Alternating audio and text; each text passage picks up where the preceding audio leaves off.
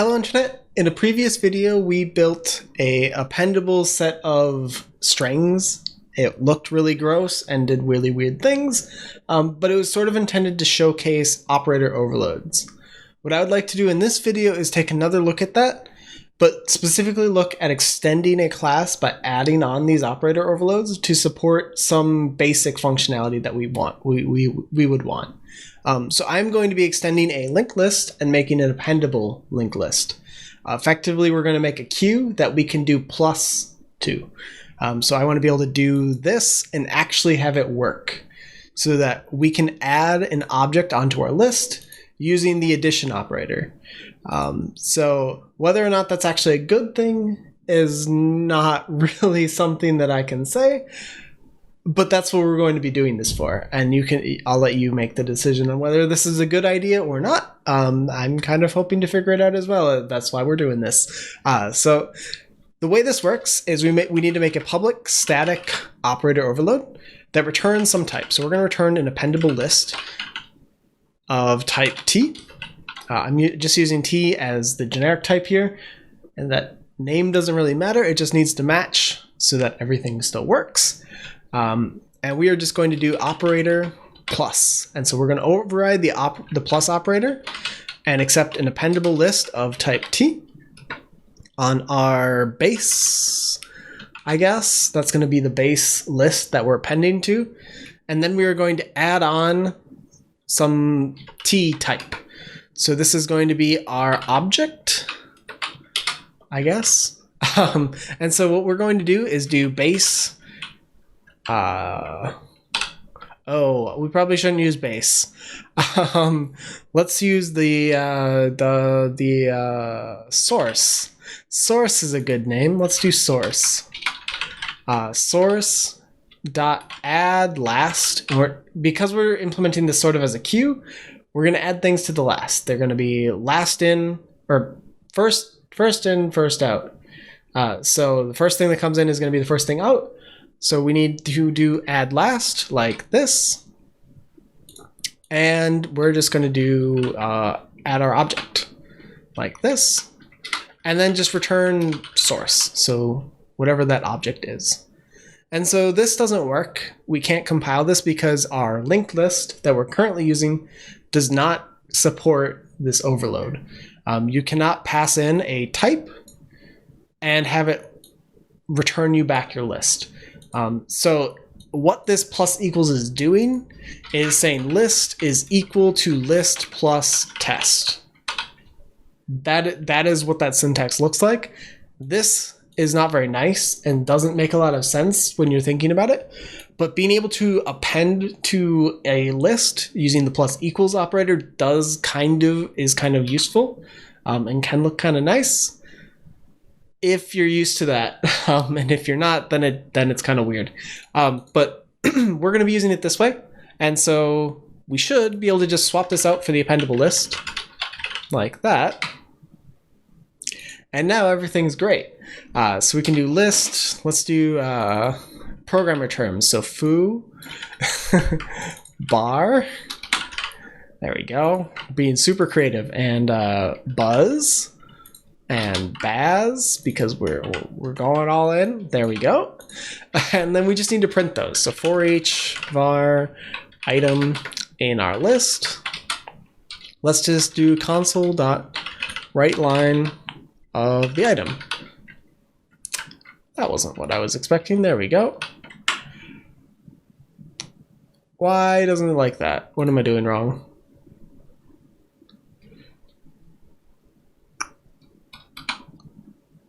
Oh, there we go. Doing a completely different language inside of C# because that's definitely gonna just work great. So what this should do is add 4 things to our list in the order that they are appended. So it should be foo, bar, buzz, and then baz. I should have done things that started with things other than the same letter because that would be easier to figure out, but I didn't. So we're just going to go with it and pretend like it's fine. But this gives us a nice way to kind of demo this. And so we should be able to run this and get those 4 things back. So foo, bar, buzz, baz. So they're appended in the order that we added them to the list. And we still get all of that normal linked list functionality because we just extended this. We just added on this additional operator so we can do plus to actually add things. We could do more if we wanted. For example, we could remove items from our list by doing a minus operator. And we could just remove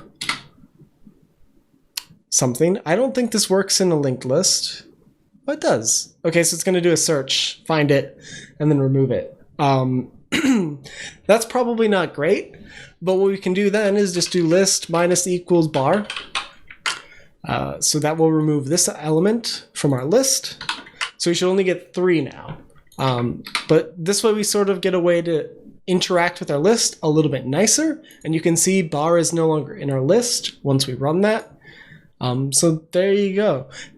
This is probably a more reasonable way to look at lists than the previous video, or at least look at operator overloads, because this is something that actually makes a little bit more sense. But they're both kind of hopefully useful tips, I guess, for looking at this feature.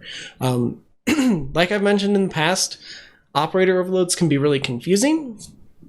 If you implement them in a way that isn't clear, weird things are going to happen because people are going to use them like they expect them to work, not like how you implement them to work. And what I mean by that is this makes some sense, but if I start writing, say, 1 plus 1, I expect that to equal 2. We can make that equal anything we want. And if it doesn't equal 2, a lot of people are going to be confused. And a lot of times people aren't going to notice that that is what is causing the problem until very much later in the process, until they have like tested everything else, because there is no way that 1 plus 1 is not equal to 2. And so doing this can be dangerous and like create really weird side effects if you're not careful about that. So generally having some sort of accepted pattern or whatever is usually a good idea.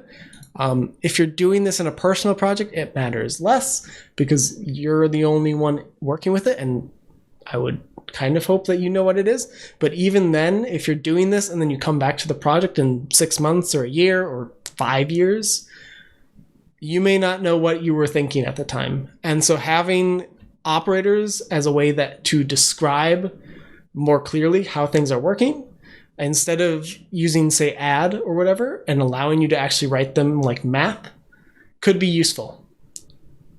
But if you just have to be careful. That's all I have to say on the subject, though, and I think we're done with this example. So I will leave some links to doing operator overloads in the description, as well as the source code for some of these in case you want to play with that. YouTube gets a little bit weird with the dashes. It doesn't support them in descriptions, so I have to swap them out with a separate Unicode character, which doesn't compile.